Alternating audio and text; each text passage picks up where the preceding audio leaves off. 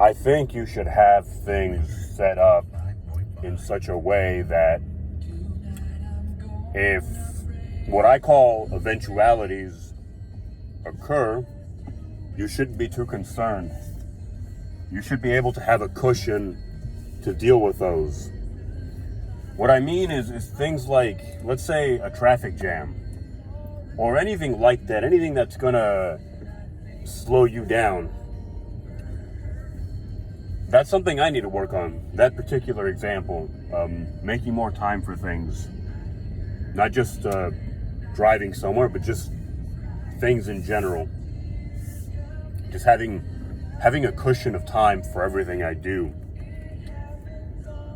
If you have that, if you have your shit together, so to speak, then when things do happen, things that you're not expecting and things that you think shouldn't happen,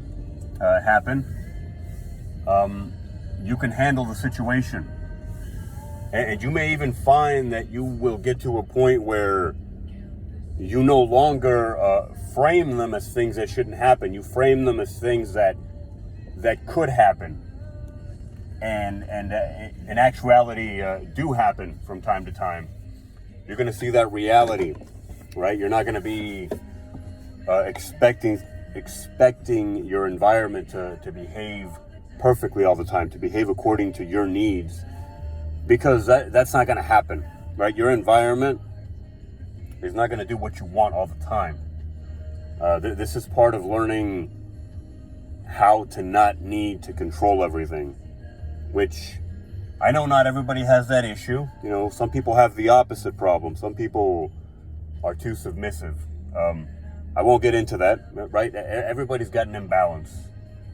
Sometimes you've got people who are both. Sometimes you've got people who let themselves get pushed around, and then they want to bully somebody else. These things have a way of finding an outlet. You know, if you don't deal with them yourself, I'm going on a tangent here, but that's all right. You know, if you don't deal with things yourself, well, let's say you got bullied when you were younger, severely. Now, this is going to sound bad, but if you don't let it out by bullying other people, which you shouldn't do, but bear with me for a second, play devil's advocate. If you don't take it out on somebody else, it's going to stay there, okay? It's going to come out eventually. We see it. You know, we see 20-something-year-olds who held on to too much shit for too long, and then I'm not justifying them. These people are absolute animals, and I don't think they're justifiable, but I'm just trying to walk through the process of what probably happened with most of them. You have those two options. You can either bully somebody else. Well, three options. You can bully somebody else to get it out of your system. You can hold on to it, wait for it to explode.